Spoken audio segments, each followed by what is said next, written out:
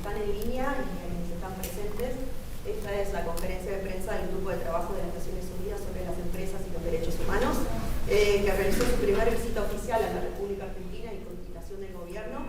Están aquí desde el 16 de febrero y hoy culmina esta visita, por lo cual dos integrantes de la delegación, que son Guillermo Pantón y Fernanda Oppenheim, están presentes aquí para presentarnos cuáles son las observaciones preliminares que han hecho después de reunirse con diversas autoridades, actores de la sociedad civil, personas defensoras de los derechos humanos, sindicatos, representantes de pueblos indígenas, integrantes de las comunidades y particularmente afectadas por operaciones y actividades empresariales. Visitaron la Ciudad Autónoma de Buenos Aires y varias provincias, entre ellas la provincia de Buenos Aires, Neuquén, Catamarca y Chaco, y como decíamos, hoy van a estar presentando las observaciones preliminares para luego este grupo de trabajo estar presentando sus hallazgos al Consejo de Derechos Humanos en junio de 2023.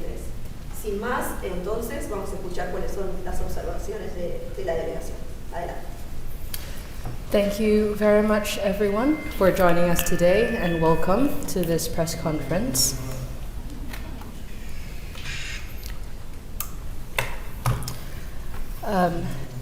We are very pleased to have you join us today as we deliver our end-of-visit statement. We have been in Argentina visiting various parts of the country for the past roughly 2 weeks, from the 16th of February through to the 28th of February. And during that time, we have met with multiple stakeholders to discuss the issue of business and human rights. As the Working Group on Business and Human Rights, we are mandated with the responsibility of ensuring the dissemination, promotion, as well as implementation of the UN Guiding Principles on Business and Human Rights. And to this end, the aim of this country visit was to better understand the business and human rights landscape here in Argentina, as well as to better understand to what extent the UN Guiding Principles are currently being implemented. With that, we very much look forward to hearing your comments as well as your questions in relation to the statement that we are about to proceed with. And so without any further ado, I will be, with my colleague Fernanda, we will be reading the end-of-visit statement in Spanish.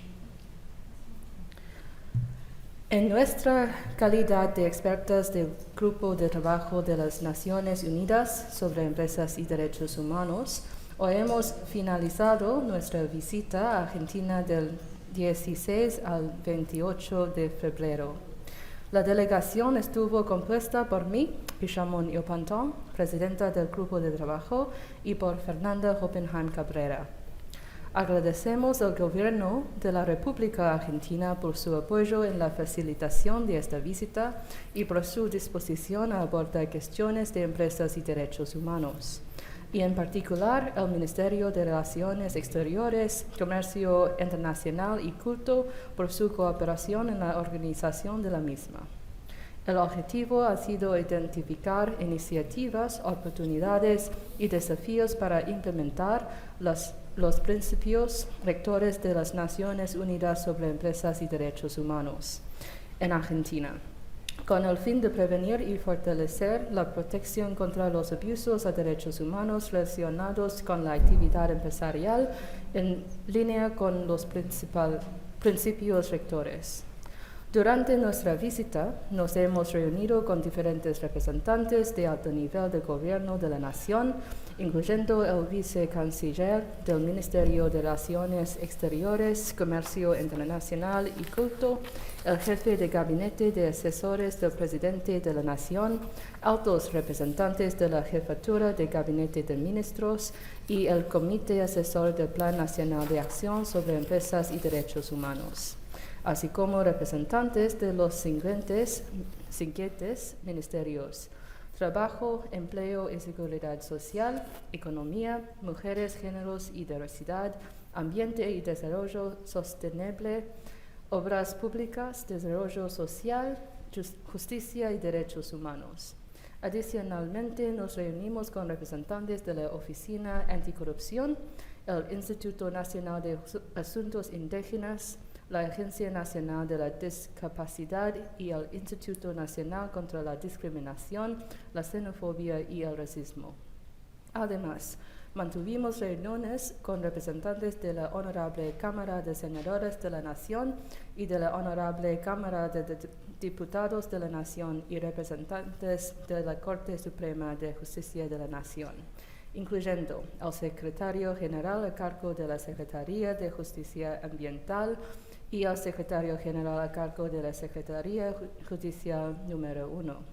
Y miembros de la Comisión de Acceso a Justicia, así como los secretarios y las secretarias de todas las vocalías de la Corte Suprema. También nos reunimos con representantes del Ministerio Público Fiscal y del Ministerio Público de la Defensa. A nivel subnacional, nos reunimos con representantes de gobiernos provinciales y locales de la provincia de Buenos Aires, Catamarca, Chaco, Neuquén y de la Ciudad Autónoma de Buenos Aires. En Catamarca nos reunimos con el gobernador de la provincia. Asimismo, nos reunimos con miembros de las asociaciones empresariales y cámaras de comercio, así como representantes de una variedad de empresas, tanto públicas como privadas, de capital argentino y también internacional, así como pequeñas y medianas empresas, incluyendo aerolíneas argentinas, Arredo, Banco Hipotecario, Banco Supervial, Pharmacity, Grupo Sancor Seguros, Mara, Newmont, Pampa Energía, Plus Petrol, Ciencia Argentina, Securitas, TGN, TGS, Total Austral, Yamana Gold e YPF. Durante la visita nos reunimos con representantes de organizaciones de la sociedad civil, personas defensoras de derechos humanos, personas de comunidades afectadas y pueblos indígenas, personas trabajadoras y representantes sindicales de varias provincias.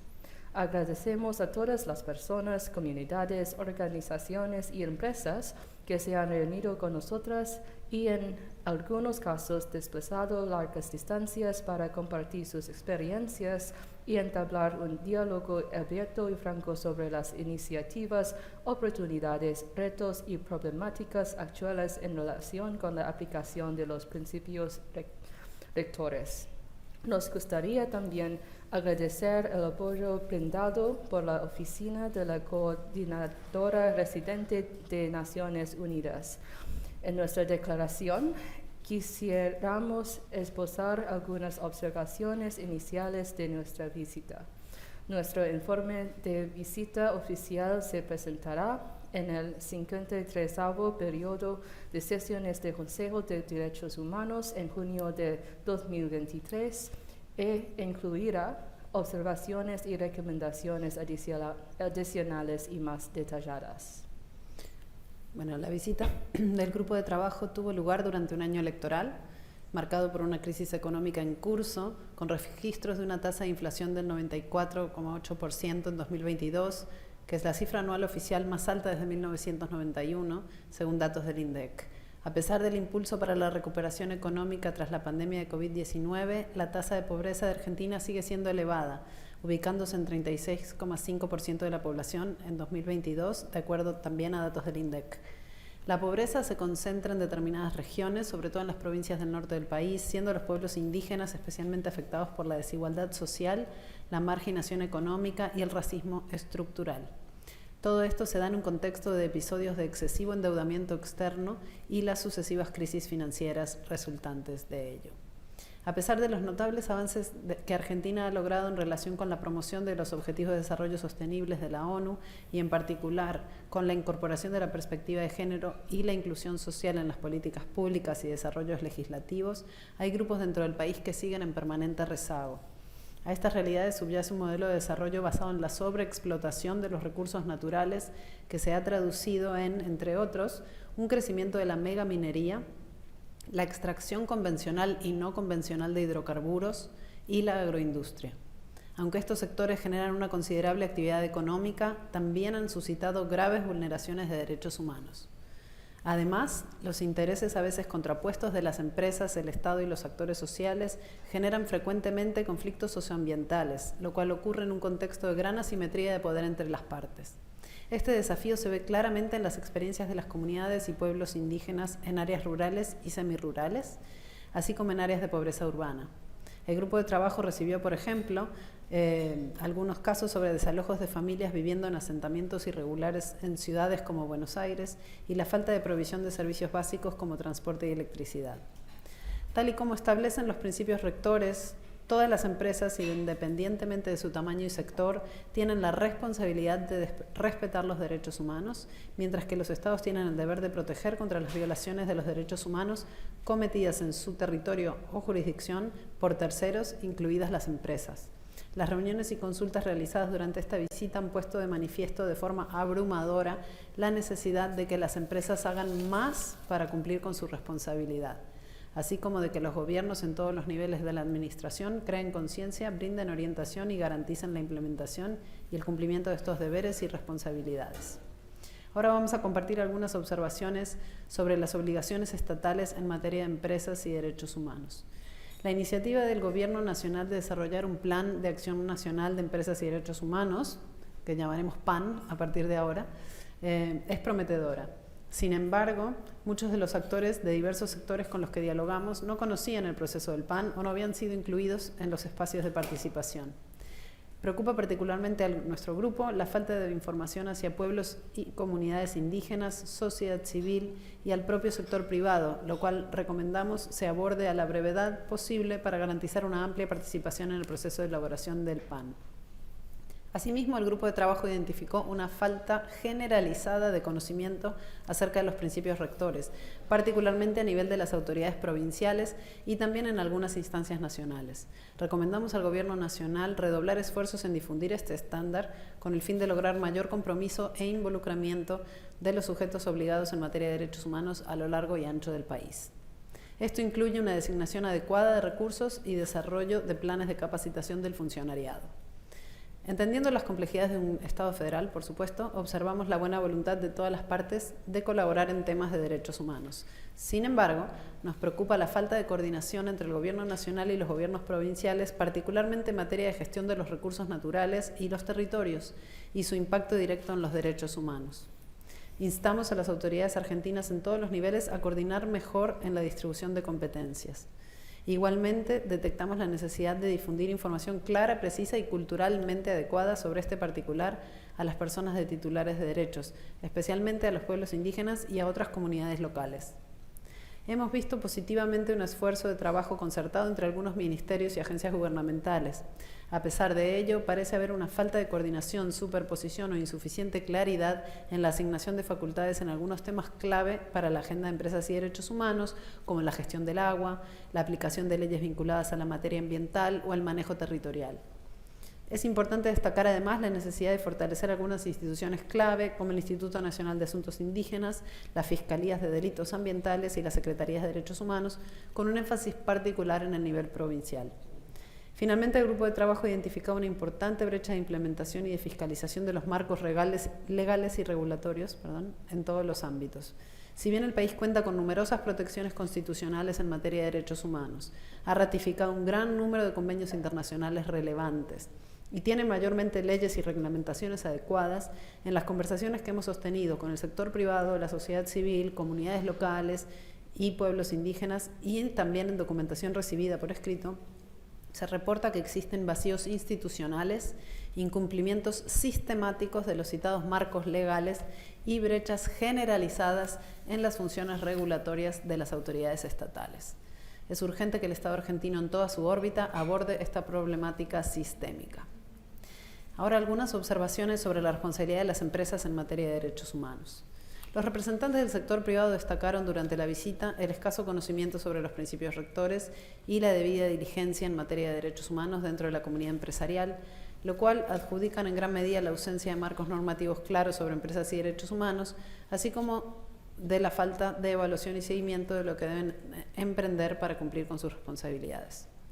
En la mayoría de los casos detectamos que las empresas tienden a centrarse más en la responsabilidad social corporativa o en la filantropía que en una conducta empresarial realmente respetuosa de los derechos humanos. También observamos que un buen número de empresas tiene políticas de género y diversidad o de sostenibilidad. Sin embargo, estas deberían integrarse en una política de derechos humanos más amplia y no tratarse separadamente. El grupo de trabajo también señala que, con relación a aquellas empresas que sí conocen los principios rectores y en cuyos sectores los impactos negativos sobre los derechos humanos pueden emanar no solo de los operadores como tal, sino también de los proveedores de servicios relacionados, existe una necesidad palpable de mayor claridad sobre cómo realizar la debida diligencia en materia de derechos humanos a lo largo de las cadenas de valor en diferentes contextos. Observamos que estas brechas de conocimiento sobre los principios rectores son especialmente prominentes entre las empresas de titularidad o participación pública y también en las pequeñas y medianas empresas o pymes. Estas últimas tienen además recursos más limitados en comparación con las empresas multinacionales o las grandes empresas nacionales para abordar las expectativas establecidas en los principios rectores. Lo que esto indica es la necesidad crítica de que los gobiernos proporcionen una orientación más clara al sector privado, así como formación práctica sobre derechos humanos y empresas para avanzar hacia el cumplimiento de la responsabilidad empresarial de respetar. En términos generales, identificamos que las empresas no están realizando procesos de debida diligencia conforme a los principios rectores, lo cual es clave para su cumplimiento en el respeto de los derechos humanos. En cuanto a la influencia empresarial en las esferas política y regulatoria, el grupo de trabajo recibió denuncias de problemas relacionados con conflictos de interés y la puerta giratoria, que ponen en entredicho la transparencia y la integridad de los procesos de elaboración de políticas públicas y las funciones reguladoras en todos los niveles. Diversos actores también expresaron su preocupación por cómo los intereses empresariales pueden afectar negativamente a la independencia de los mecanismos judiciales y de derechos humanos a nivel provincial y municipal, con falta de claridad sobre la responsabilidad empresarial, dando lugar a abusos de derechos humanos. También tenemos observaciones sobre el acceso a la justicia y reparación. El grupo de trabajo observa con preocupación importantes retos en materia de acceso a la justicia y a mecanismos efectivos de reparación para abusos de derechos humanos relacionados con la actividad empresarial. La ausencia de rendición de cuentas y la impunidad han generado una situación de desconfianza en el sistema de justicia nacional y provincial por parte de la población afectada. Hemos recibido también denuncias de acoso judicial a las personas defensoras de derechos humanos, líderes indígenas, representantes sindicales y otras personas en riesgo de vulnerabilidad, lo cual instamos sea abordado de forma urgente y expedita. Tenemos algunos comentarios sobre distintos mecanismos de acceso a remedio. Por un lado, los mecanismos judiciales estatales. En esa materia felicitamos los esfuerzos en materia de justicia transicional que ha desplegado Argentina en relación con las políticas promulgadas y los juicios contra empresas cómplices en crímenes de lesa humanidad. Esto sin duda consolida el liderazgo regional del país en esta materia. No obstante, todavía existen barreras para garantizar el litigio efectivo y el enjuiciamiento oportuno de estos casos penales y civiles. Asimismo, celebramos los avances identificados en la jurisprudencia nacional en materia ambiental y laboral. El grupo de trabajo invita a que se considere que la redistribución de la carga de la prueba en las acciones judiciales por actos discriminatorios en las relaciones laborales, como lo establece jurisprudencia emergida de 2 casos, Pericor y Cisneros, sea ampliada también a los casos de carácter ambiental. Del mismo modo, instamos al Estado a garantizar el efectivo cumplimiento de las sentencias judiciales vinculadas a la materia de empresas y derechos humanos y a continuar avanzando en los procesos que se encuentran actualmente en curso en las diversas instancias judiciales, garantizando la imparcialidad y protección de los mecanismos de reparación contra toda forma de corrupción o intento político de influir en el resultado, tal como indican los principios rectores. En materia de acceso, fuimos informadas de manera repetida de las dificultades para acceder a la justicia que enfrentan grupos o poblaciones en riesgo de vulnerabilidad, particularmente los pueblos indígenas. Entre los obstáculos figuran la complejidad del sistema, que dificulta que las víctimas sepan a qué oficina dirigirse, a qué nivel administrativo, así como el coste de los desplazamientos cuando las víctimas se encuentran en zonas remotas. De igual manera, se observó la falta de adecuación cultural de forma consistente a través del sistema de justicia. Respecto de mecanismos estatales no judiciales para abordar estos temas, vemos con buenos ojos el trabajo que está llevando a cabo la Defensoría del Pueblo de la Nación. Sin embargo, hemos identificado la urgencia de que el Congreso de la Nación designe una persona titular, puesto que se encuentra vacante desde el año 2009. Asimismo, hemos observado la necesidad de facilitar y promover una mayor y mejor coordinación entre defensorías provinciales y la Defensoría Nacional.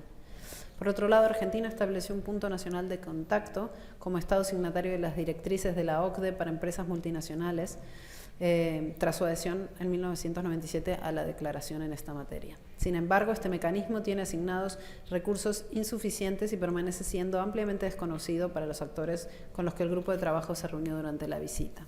Y finalmente el grupo de trabajo ha comprobado de primera mano, en materia de acceso a remedio, el desconocimiento generalizado de los lineamientos establecidos en los principios rectores sobre mecanismos de reclamación a nivel empresarial, más allá de la existencia de algunas líneas de queja o de protocolos de atención para cuestiones específicas como el acoso sexual o laboral.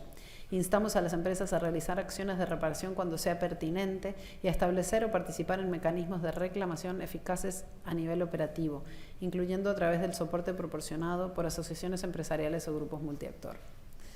Por otra parte, nos gustaría compartirles algunas áreas temáticas destacadas, dado que en nuestra visita recibimos información muy vasta sobre problemáticas en materia de derechos humanos y empresas que abarcaron las siguientes áreas temáticas, las cuales resultaron recurrentes en las reuniones y consultas con diferentes actores. Ahorita vamos a entrar en esas áreas temáticas. Es importante subrayar, no obstante, que no se trata de una lista exhaustiva, por supuesto, dado que hemos sido alertadas de otros temas emergentes, como proyectos de inversión extranjera, financiación para el desarrollo y nuevas tecnologías digitales, que esperamos abordar a profundidad en el informe final. Entonces ahora nos vamos a centrar en estos temas que fueron los más repetidos, digamos, en las reuniones y consultas, los más recurrentes. Por un lado, por supuesto, el tema de derechos de los pueblos indígenas.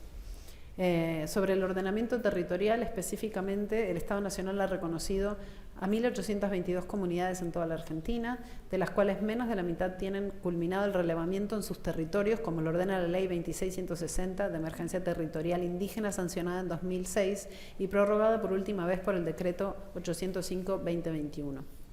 Si bien el grupo de trabajo valora la sanción de esta ley, que impide los desalojos de las comunidades indígenas, y preocupa el riesgo jurídico que supone para ellas la prórroga por decreto.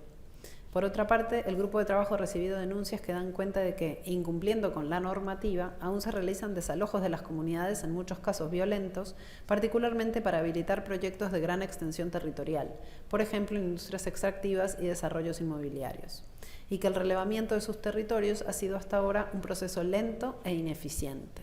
El grupo de trabajo alienta al Estado argentino no solo a avanzar en el ordenamiento del territorio en consonancia con el artículo 75, inciso 17 de la Constitución Nacional y dando cumplimiento al artículo 14, inciso 2 del Convenio 169 de la OIT, que el Estado ha ratificado en el año 2000, sino actuar frente a su obligación de establecer una ley nacional de propiedad comunitaria y en avanzar en el proceso de titularización.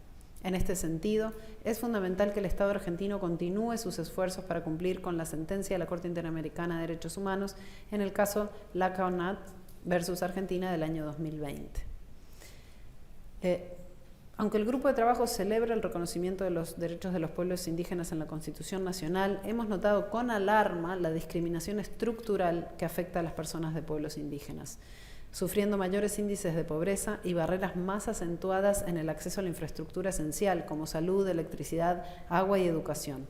Las posibilidades de obtener medios de vida adecuados para su desarrollo se ven afectados por la altísima tasa de informalidad laboral y por las dificultades que enfrentan para llevar adelante sus actividades económicas tradicionales, debido al avance de la frontera agrícola y de las industrias extractivas. Asimismo, la estigmatización e invisibilización de los pueblos y comunidades indígenas en la sociedad en general e inclusive en los medios de comunicación que exacerban discursos altamente racistas es inaceptable y da cuenta de una enorme deuda histórica del Estado y la sociedad argentina con los pueblos originarios. Durante la visita, el grupo de trabajo ha recibido una preocupante cantidad de denuncias de desalojos e intervenciones violentas, represión, allanamientos, criminalización y judicialización. Instamos a las autoridades a abordar estos episodios con urgencia y a las empresas a abstenerse de cualquier acción que pudiera verse como hostigamiento o presión sobre los pueblos indígenas. El grupo de trabajo observó también una reiterada vulneración del derecho a los pueblos indígenas a la consulta y al consentimiento previo, libre e informado, también llamado CPLI.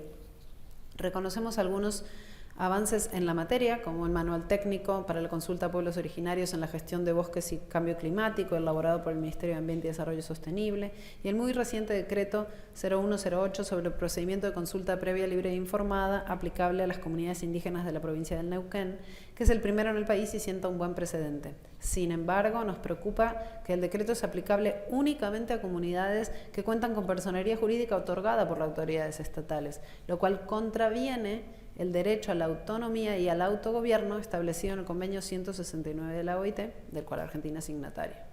Si bien el grupo de trabajo ha escuchado ejemplos de consultas públicas o asambleas participativas, estas no cumplen con las características estipuladas para el CPLI. Es imperativo que los estados nacional y provinciales garanticen que los pueblos y comunidades indígenas sean sistemáticamente consultadas con el fin de obtener el consentimiento previo, libre e informado en todas las actividades empresariales que sean llevadas adelante en las tierras y territorios tradicionalmente ocupados por ellos. Asimismo, alienta a los estados a utilizar protocolos elaborados por o en conjunto con los pueblos indígenas. Sobre derechos laborales, que es otro tema que salió bastante, entendiendo el impacto que la inflación y la inestabilidad económica tienen para la agenda de empresas y derechos humanos en el país, el grupo de trabajo expresa preocupación por los altos índices de informalidad laboral. Esta informalidad además afecta a aquellos grupos en riesgo de vulnerabilidad como los pueblos indígenas, mujeres, trabajadores migrantes, tanto interprovinciales como extranjeros, personas con discapacidad y personas LGBTI+. Por otra parte, congratulamos al Gobierno de Argentina por la ratificación en febrero del 2021 del Convenio 190 sobre la violencia y el acoso de la OIT e instamos a avanzar en su reglamentación para una implementación efectiva. Del mismo modo, invitamos al Gobierno argentino a considerar la ratificación del Convenio 122 sobre la política de empleo. En lo referente al trabajo infantil, celebramos que Argentina ha ratificado el Convenio 182 sobre las peores formas de trabajo infantil de la OIT y que asimismo cuenta con legislación que prohíbe el trabajo infantil y protege el trabajo adolescente, que es la Ley 26.390. Sin embargo, nos preocupa que todavía existe una proporción significativa de niños y niñas que trabajan, incluyendo en los sectores agrícola y textil, que ha aumentado especialmente en el contexto de la pandemia. De igual forma, la trata de personas fue identificada como un problema persistente en el país, especialmente en los citados sectores y también como con fines de explotación sexual, lo cual nos inquieta. Reconocemos los esfuerzos realizados por el Estado, incluyendo el establecimiento del Programa Nacional de Reparación de Derechos de Fortalecimiento de Competencias Laborales para las afectadas y afectados por delitos de trata, así como la Procuraduría de Trata y Explotación de Personas, la PROTEX, cuya labor se podría fortalecer sin duda con una mayor presencia territorial en todas las provincias. Instamos al Gobierno argentino a continuar trabajando sobre este fenómeno y atenderlo con un abordaje integral. Por otro lado, el grupo de trabajo reconoce la larga trayectoria que tienen las organizaciones sindicales en Argentina, luchando por mejoras en las condiciones de trabajo y los derechos laborales. Asimismo, valoramos la importancia que tienen las negociaciones colectivas y el diálogo social como herramientas para hacer avanzar la conducta empresarial responsable en materia de derechos laborales en el país. Sin embargo, nos preocupa que los niveles de inflación focalizan la discusión sobre los convenios colectivos de trabajo en actualizaciones salariales, dejando en segundo plano las condiciones de trabajo. El grupo de trabajo también celebra los esfuerzos realizados por distintos sindicatos en acciones de sensibilización y capacitación para sus afiliados sobre salud y seguridad en el trabajo y recibió con atención sus reclamos sobre la necesidad de contar con mejores herramientas de control y fiscalización por parte del Estado, por ejemplo en la exposición de personas trabajadoras a sustancias tóxicas o los límites de peso que pueden cargar sin que se traduzca en un perjuicio para su salud. Sobre género, diversidad y derechos de las personas con discapacidad, desde el grupo de trabajo notamos con complacencia que Argentina ha dado avances importantes, normativos y de política pública en materia de igualdad de género. Destacamos particularmente la decisión administrativa 1744/20 de la Jefatura de Gabinete de Ministros de la Nación, que establece los lineamientos para la igualdad de género de las empresas y sociedades del Estado. El funcionariado público a nivel nacional y provincial, así como personas representantes de empresas de participación estatal, parecen tener conocimiento sobre la materia y muestran compromiso para la implementación de estos lineamientos, así como de leyes y políticas vinculadas a la igualdad de género y la inclusión de las personas LGBTI+. Asimismo, observamos importantes avances en la implementación de la Ley Micaela 27499 para la capacitación de las personas funcionarias en los poderes ejecutivo, legislativo y judicial, sobre todo a nivel de los poderes federales. Vemos también de forma positiva el Programa Nacional Igualar del Ministerio de las Mujeres, Géneros y Diversidad de la Nación, incluyendo el sello Igualar. Lo siento. Observamos la importancia de la Ley 27636, Diana Zacayán, Loana Berkins, o Ley de Cupo Trans, llamada comúnmente, para la inclusión de las personas trans en la planta laboral del sector público nacional. Sin embargo, escuchamos reportes de que la mayoría de las instituciones, incluyendo a nivel provincial, se encuentran actualmente en incumplimiento de la misma. Esperamos continúen los esfuerzos para alcanzar la implementación completa. De igual manera, las empresas del sector privado tienen en la mayoría de los casos alguna iniciativa con perspectiva de género especialmente relacionadas con mayor participación de mujeres en la planta laboral, capacitaciones internas y protocolos de prevención y atención del acoso sexual o laboral. En algunos casos también observamos esfuerzos vinculados en el combate a la discriminación de las personas LGBTI+, y la creación de espacios de trabajo más inclusivos. Por otra parte, observamos con mucha preocupación la falta de políticas de inclusión de personas con discapacidad en muchas de las empresas, incluyendo de participación estatal con las que dialogamos. La Ley 22.431 establece un cupo laboral del 4% para personas con discapacidad del total de empleados del Estado Nacional desde hace más de 40 años. Según datos recibidos por el Grupo de Trabajo, en la actualidad el porcentaje de personas con discapacidad en la planta laboral estatal ronda el 0,6%. Llamamos al Gobierno Nacional y gobiernos provinciales a establecer políticas claras de inclusión con accesibilidad adecuada y salarios competitivos para las personas con discapacidad. Sobre el tema de recursos naturales y derecho a un ambiente sano, en el transcurso de su visita el Grupo de Trabajo recibió numerosas denuncias vinculadas al tema ambiental. Se nos ha informado sobre irregularidades y fallas sistémicas producidas durante el procedimiento de evaluación de impacto ambiental, cuyos efectos podrían ser irreversibles para el planeta y generar consecuencias negativas sobre los derechos humanos. Se han enfatizado, asimismo, las preocupaciones en materia de acceso al agua limpia y potable, en vista de su importancia para la salud de las comunidades, así como sus repercusiones en los medios de subsistencia, la alimentación y los ecosistemas, especialmente en aquellas provincias con actividades extractivas y de agronegocios a gran escala. Por ejemplo, en Neuquén y Chaco, la carencia del agua ha sido exacerbada por la utilización de productos químicos que presuntamente están contaminando los cursos de agua locales. Estos problemas ponen aún más de relieve la falta de infraestructura adecuada que garantice a las comunidades más remotas el acceso al agua limpia y notable en estas y otras provincias. En efecto, muchas comunidades de pueblos indígenas de distintas provincias del país manifiestan con preocupación que sus territorios están en peligro, no solo de ocupación, sino de destrucción de la biodiversidad por amenazas de distintas industrias. El grupo de trabajo, asimismo, ha podido observar los efectos de la deforestación y pérdida de biodiversidad en algunas regiones y cómo estos afectan de manera desigual a las comunidades en riesgo de vulnerabilidad. Del mismo modo, nos preocupa la información recibida acerca de la presunta falta de protección efectiva y los subsecuentes impactos negativos en áreas protegidas en algunas provincias del país, particularmente en zonas glaciares y periglaciares en Catamarca y San Juan, por ejemplo en la mina Veladero, y en zonas de humedales en Chaco y Corrientes. Estas tendencias resultan alarmantes en vista de que problemáticas ambientales como la contaminación del agua, aire y suelos, así como la degradación causada por el desmonte y los monocultivos agrícolas y forestales, exacerban los efectos del cambio climático. En un contexto de transición energética asociada justamente a esa crisis climática, hemos identificado un aumento significativo en la extracción no convencional de hidrocarburos y de minerales como el litio, lo cual presenta grandes desafíos en materia de derechos humanos y impactos ambientales. El grupo de trabajo escuchó con preocupación las consecuencias negativas que ya están experimentando las personas y comunidades en diferentes provincias, particularmente Neuquén, Catamarca, Jujuy y Salta.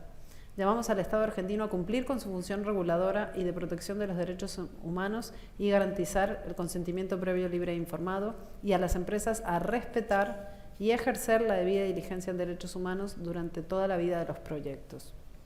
De igual forma, hemos recibido serias denuncias sobre el desplazamiento de comunidades tradicionales y de pueblos indígenas causados por proyectos de energías renovables, incluyendo presas hidroeléctricas y parques eólicos, con diversos impactos desde la pérdida de medios de vida hasta afectaciones en las prácticas culturales.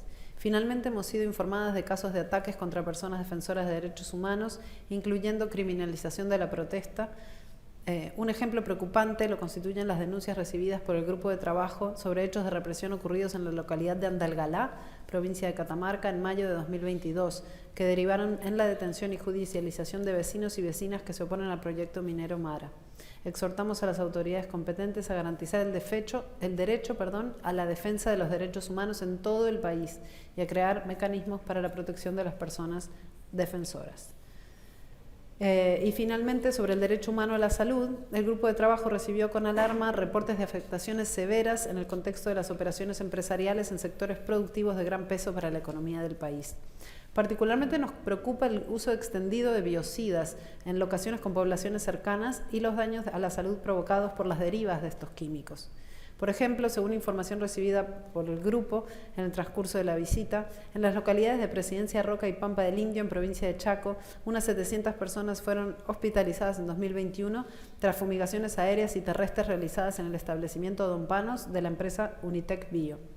Resulta llamativo para nosotras la persistencia de padecimientos digestivos, cutáneos, respiratorios y vinculados a la salud reproductiva en áreas impactadas por el uso de estos biocidas, habiendo también recibido reportes de una alta incidencia de cáncer.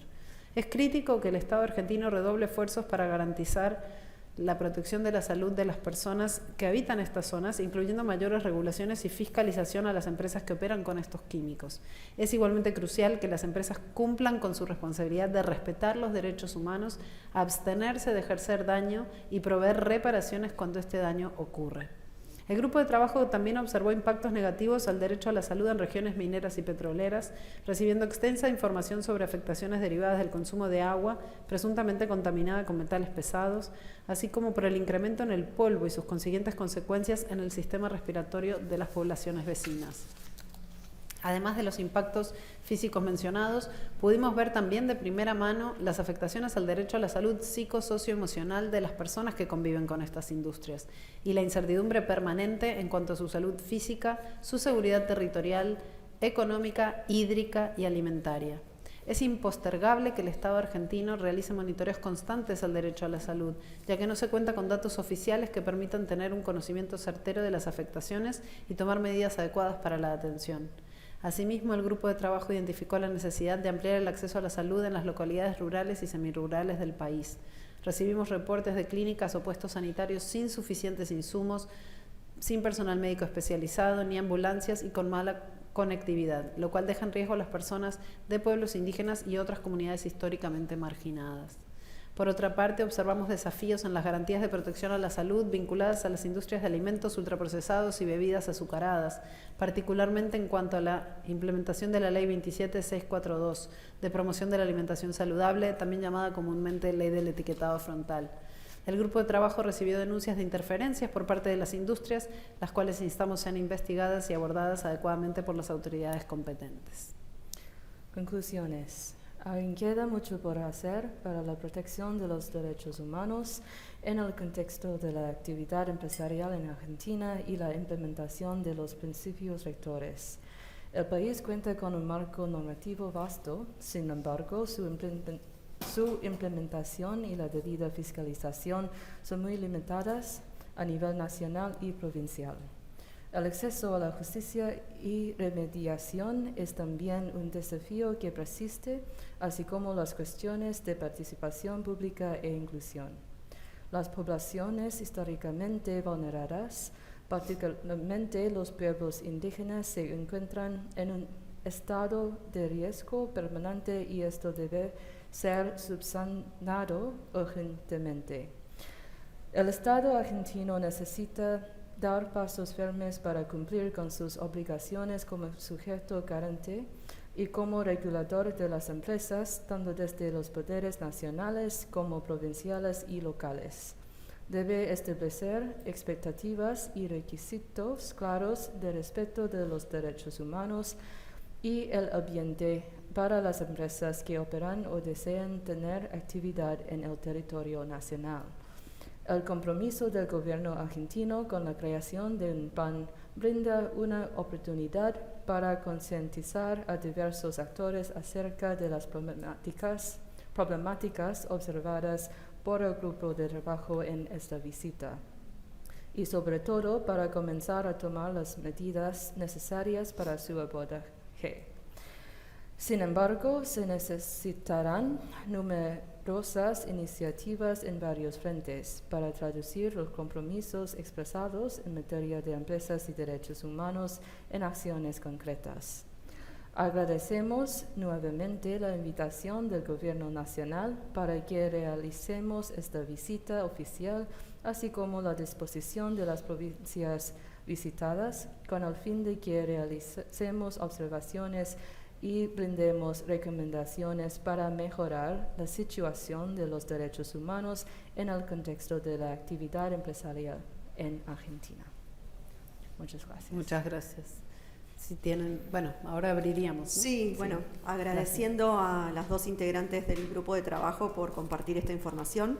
Damos paso a las preguntas de las y los periodistas que están presentes aquí en el recinto, así que si quieren levantar la mano, yo les voy a estar pasando el micrófono, y lo que les pido a cada una y cada uno que se presenten, digan su nombre y el medio al cual pertenecen.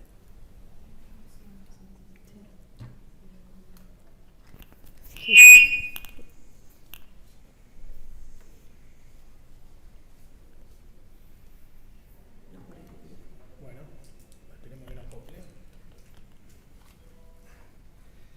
Hola, ¿qué tal? Buen día. Mi nombre es Sebastián Penelli, del diario Ámbito Financiero y el portal de noticias ámbito.com.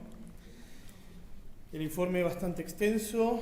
En particular, quería preguntar, habla sobre recursos naturales, derecho a ambiente saludable, habla de efectos que podrían ser irreversibles y de impactos negativos en áreas protegidas en algunas provincias. Mi pregunta es si durante la visita y el recorrido tuvieron posibilidad de acceder a informes de planes ambientales o de las empresas o de los ministerios, teniendo en cuenta que tienen que presentar esos planes ambientales o no, si existen o no, y teniendo en cuenta que están muy reguladas incluso algunas empresas que cotizan en bolsa, no solo acá sino en el exterior, si los pudieron ver esos planes, si existen, si están.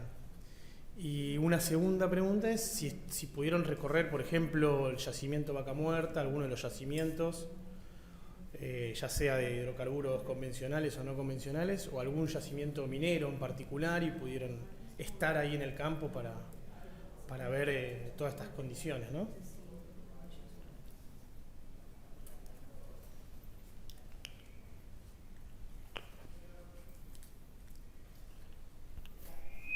¿Recogemos algunas o vamos de a una?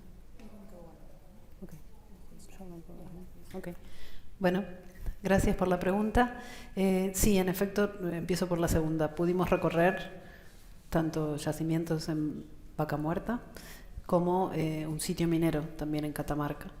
Siempre, como establecimos claramente en el informe, nos sentamos con todas las partes y observamos todo lo que ponen a nuestra disposición. Así que agradecemos a las empresas también que abrieron su puerta para que vayamos a esos sitios de primera mano. Y lo mismo con los planes ambientales, ¿no? Tanto la autoridad ambiental nos han compartido documentación en distintas instancias, a nivel provincial en algunos casos, a nivel nacional también, como, bueno, en el caso de los planes como tal, los de evaluación de impacto, por ejemplo, ambiental, menos tal vez en papel por parte de las empresas, más descritos de forma verbal en las reuniones. Y como comentábamos también, estamos abiertas todavía a recibir insumos para el informe largo que presentaremos al Consejo. Entonces, si cualquier empresa o autoridad nos quisiera hacer llegar más documentación escrita, digamos más, en la cual abunde en más detalle, será muy bien recibida.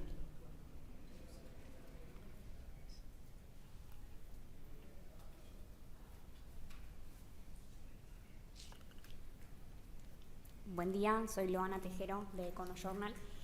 En el informe mencionan que el grupo de trabajo escuchó ejemplos de consultas públicas o asambleas participativas y que éstas no cumplen con las características estipuladas. Quería saber si podían profundizar más sobre esto y sobre qué puntos encontraron fallas y qué se podía hacer de parte de las empresas o del Estado, de los gobiernos, para mejorar esta instancia, que es el punto que une la sociedad civil o las comunidades con las empresas y el trabajo. Gracias. I can respond and then I'll hand it over to you. So if people would like, because I will be speaking in English, please feel free to put on your headphones.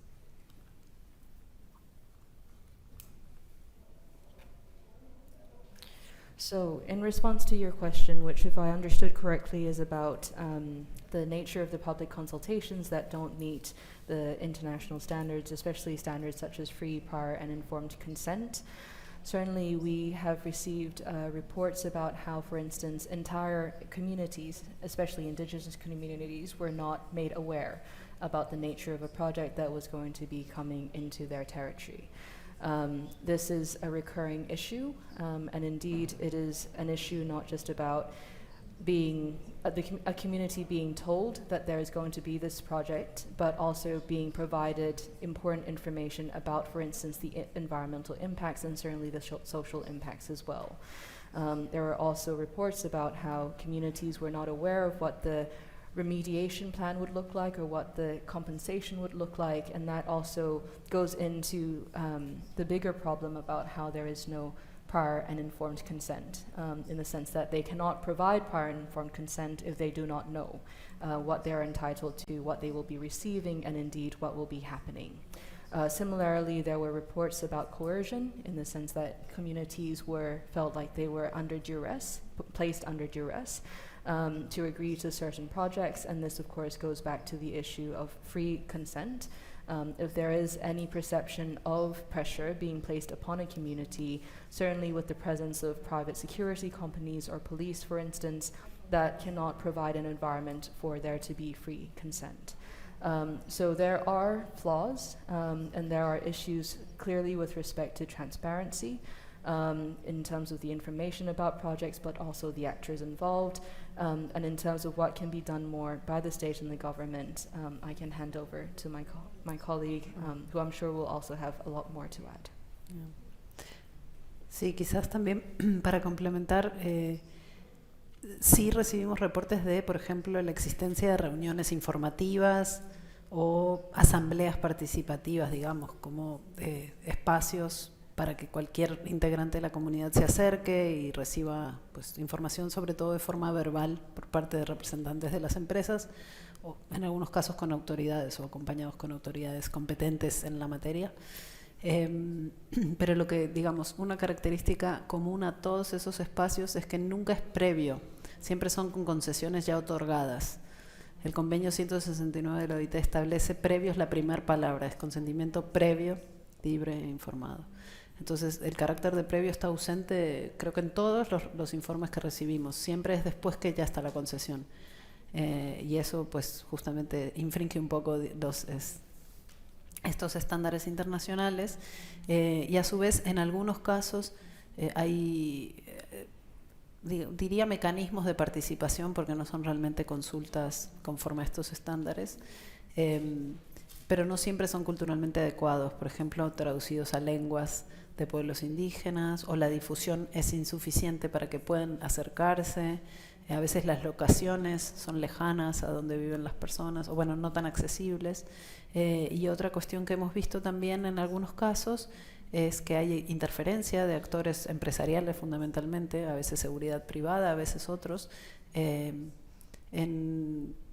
digamos, dialogar solo con una parte de la comunidad, ¿no? Y el consentimiento lo tiene que dar la comunidad completa, de acuerdo a sus formas de organización interna, atendiendo al principio de autodeterminación y autogobierno que establece el convenio. Entonces esos son otros desafíos. Por lo cual, reglamentar la consulta, por ejemplo, podría ser una forma concreta. Hasta ahora hay una sola provincia que tiene una reglamentación nueva del 6 de enero, que es Neuquén, apenas publicada hace menos de 2 meses, la cual a su vez tiene un desafío, que es que solo pueden ser consultadas las comunidades que tienen personería jurídica, que es una figura que les da el Estado. Entonces eso infringe digamos, el principio de autogobierno, porque las comunidades tienen el derecho internacionalmente consagrado a organizarse de la forma que crean que es más adecuada culturalmente para sus prácticas tradicionales. Entonces, bueno, hay varios retos ahí por abordar, y por otro lado, las empresas tampoco deberían operar sin el consentimiento de las comunidades. Hay una responsabilidad ahí también de las empresas de obtener ese consentimiento y de facilitar información adecuada, etcétera. De nada. I'll just very quickly add a point to that as well, because there was the previous question in relation to environment. It also became aware to us when meeting with particular stakeholder groups that, for instance, certain communities weren't even aware of the environmental regulations and law in place. And so for that reason, they weren't entirely aware of what their rights were when it came to pushing back or demanding more information about a particular project. We should also add that when it comes to consent but also consultation, this is not just the responsibility of the state and the government. It is equally a responsibility of businesses. And we've, of course, have met with businesses, and they have indicated that they engage in technical, workshops, for instance, or meet with the community. But again, the question is, to what extent have they reached every part of the community?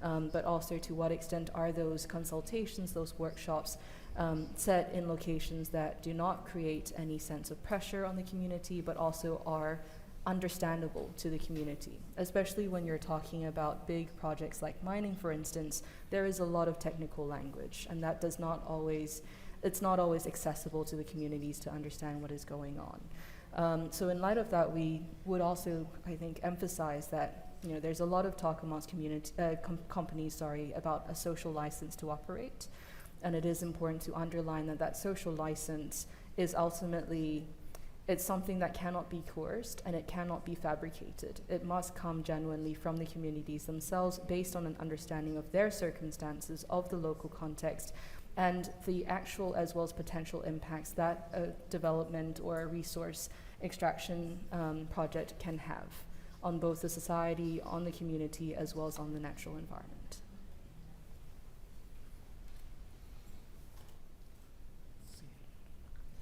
Sí, ¿qué tal? Encantado. Eduardo Fleming, de Once Diario y Diario Crítico. Bueno, justamente hablando del tema de la licencia social y de la pobreza, teniendo en cuenta la importancia, ¿no?, de los derechos humanos, y justamente lo que decían ustedes, de los lugares donde más pobreza hay, son los lugares que justamente lo único que podrían desarrollarse son estos proyectos. ¿Y cómo se hace eso, no? Porque muchos lugares mineros, pueblos originarios están trabajando y se adaptaron plenamente, con capacitaciones, con charlas, explicándoles de qué se trata esto. Y por otro lado también aparece gente que no quiere, por diversos motivos, por más que le expliquen de qué se trata esto, ¿no?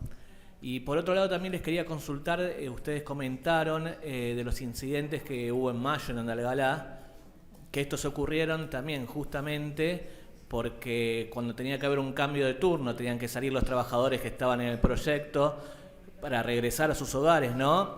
E ingresar los nuevos trabajadores en el cambio la gente que se opone a la actividad minera no los dejó pasar, y por eso fueron los incidentes con la policía. ¿Cómo se trabaja eso también?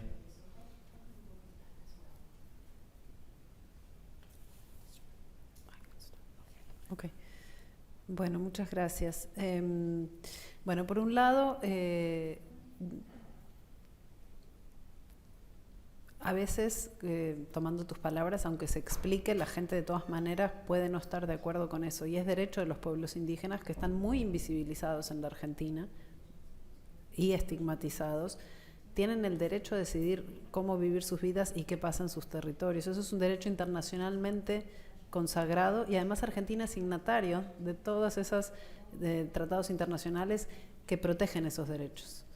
Entonces, al ser signatario, tiene la obligación de proteger esos derechos y que sean efectivos, ante lo cual los pueblos y comunidades indígenas pueden elegir otros modos de vida que no sean algunos de estos proyectos. Es su derecho, ¿sí? Eso por un lado. Por otra parte, entendemos que debería lograrse socialmente que haya una coexistencia entre distintos modos de vida. La minería, por supuesto, seguramente sigue existiendo, y hay actividad minera que se podría hacer de forma responsable y con reducción de daño o de impactos, porque ninguna actividad humana es inocua, eso está claro, pero creemos que esas prevenciones tienen que desplegarse de forma mucho más profunda y sobre todo oportuna en términos de tiempos. Muchas veces esas prevenciones llegan después que hay alguna ocurrencia o algún tipo de impacto, entonces realmente no es prevención, sino es atención a un daño que ocurre por falta de prevención. Entonces, por un lado, creemos que hay industrias que podrían operar con mejores provisiones a los derechos humanos y el medio ambiente.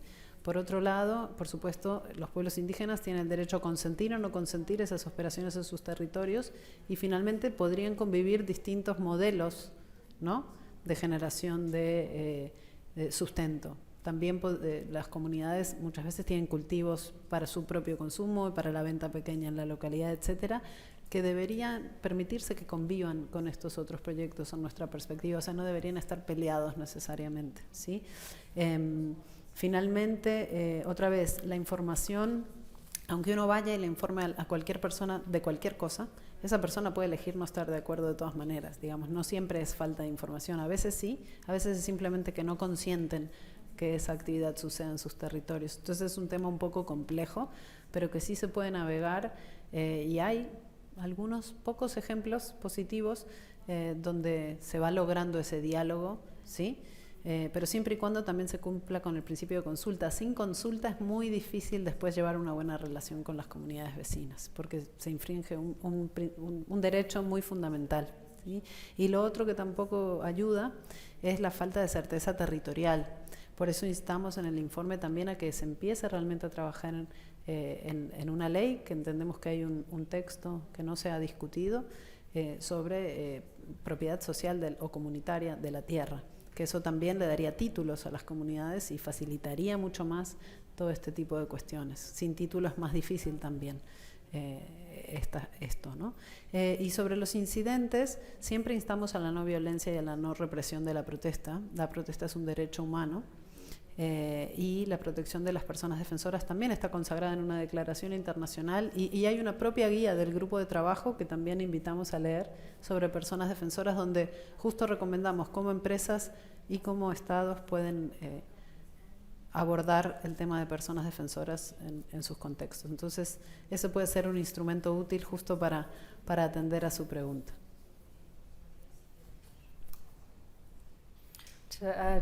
To what my colleague has already said, I'll give people a moment to put their headsets on. I think it's to underscore what Fernanda has already very rightly noted. People have the right to disagree.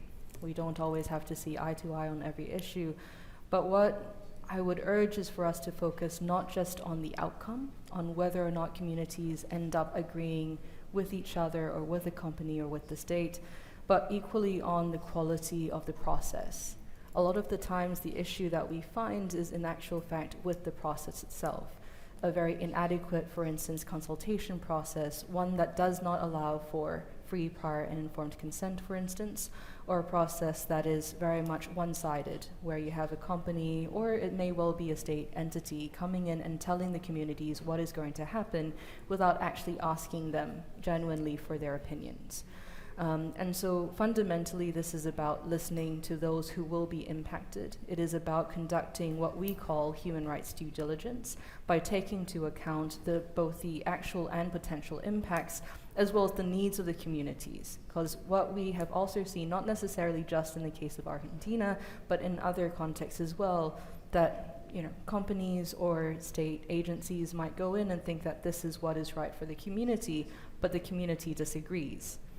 And so it is important that we take into consideration what their needs are before considering what, are the interests involved here when it comes to the corporate or the political side of things.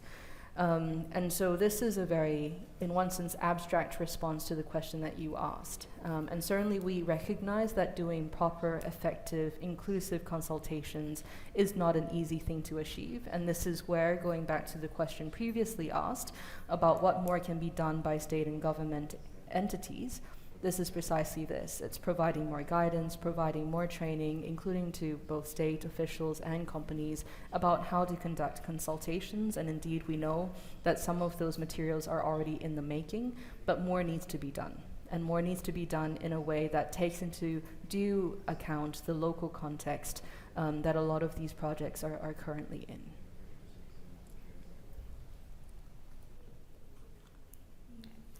Hi, my name's Uppy. I'm from the BA Times. I wanted to ask you a little bit about the what you were talking about with historically marginalized communities and the lack of visibility and discrimination in business environments. What can be done to kind of like improve gaps in creating more inclusive spaces? Like, what's been successful, and like, what do you think can be done to improve that in Argentina? Would you like to start?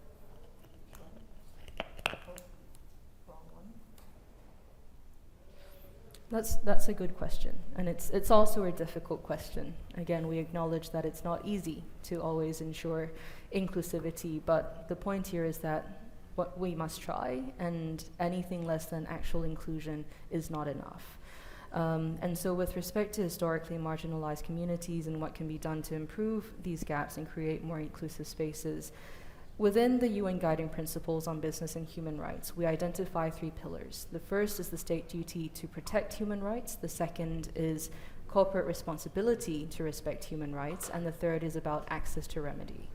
Where I'm going with this is to say that ultimately the responsibility does rest with the state. It is about ensuring that at the national or federal level, at the provincial levels, that there is again, information, capacity development provided to companies in order to ensure that there are these consultative spaces being built and that they know how to convene those spaces as well.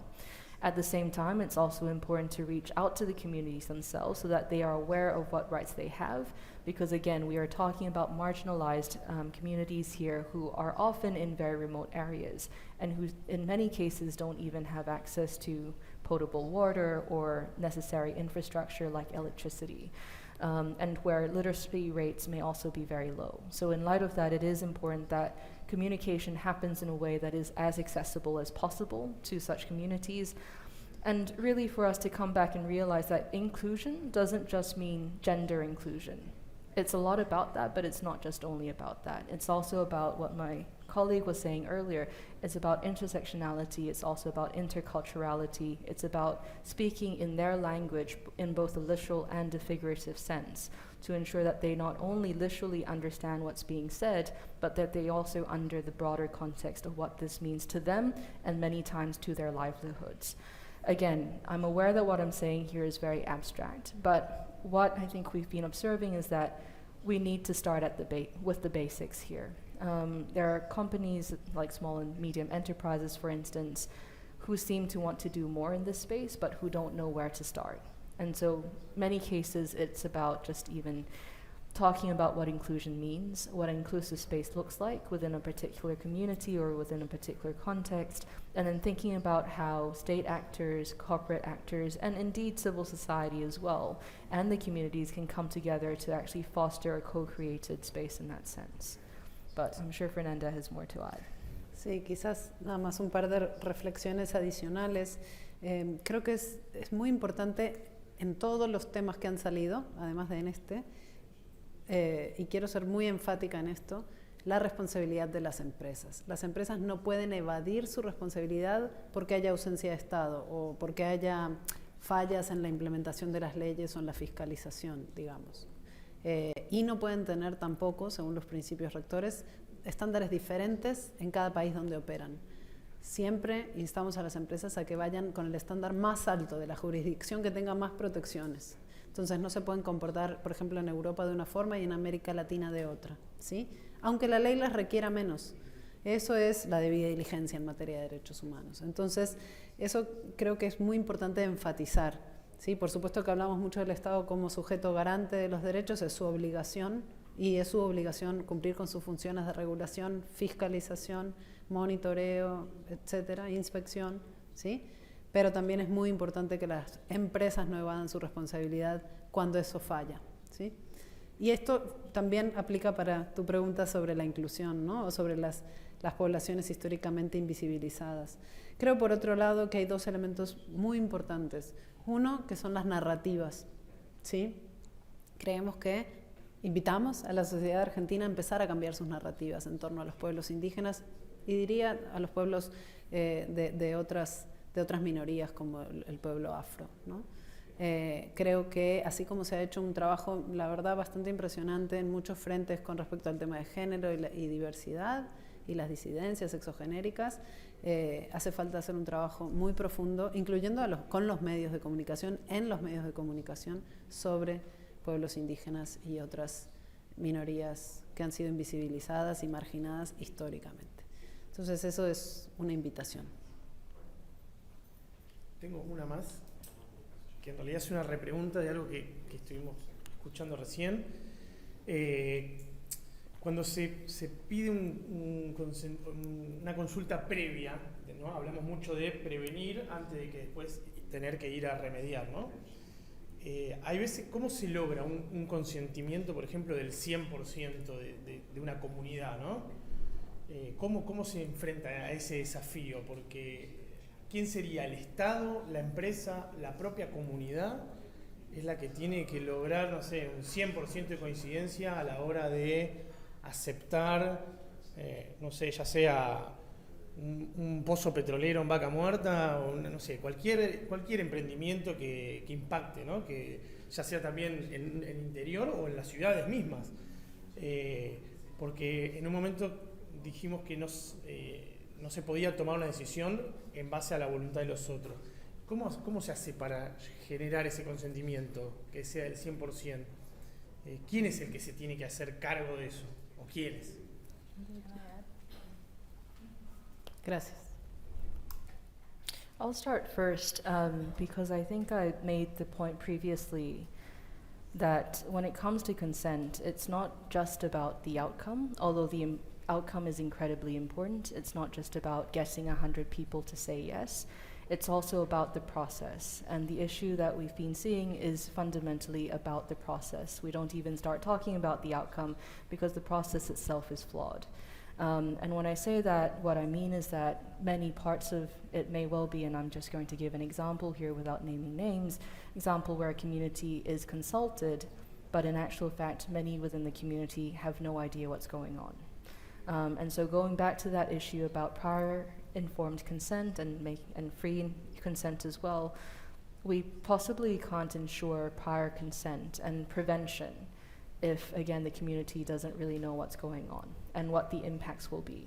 And indeed, that's not even possible if the company itself does not know what the impacts will be, and the same goes for the state.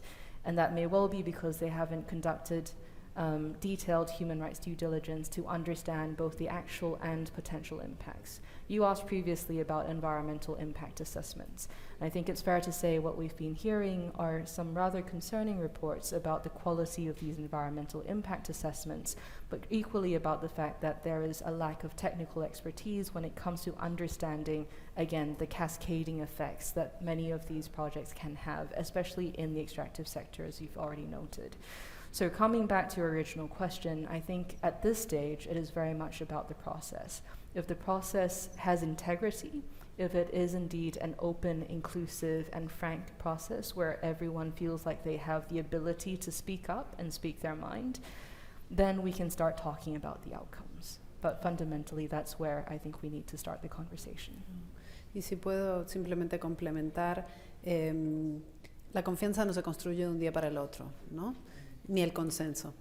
Entonces, este país sabe de justicia transicional y sabe de los principios fundamentales de la justicia transicional. Y cuando ha habido una historia larga de abusos, digamos, no se puede borrar eso y empezar de cero. Hay que construir de a poco esa confianza. Y eso implica que daños pasados, por ejemplo, se reparen, ¿no?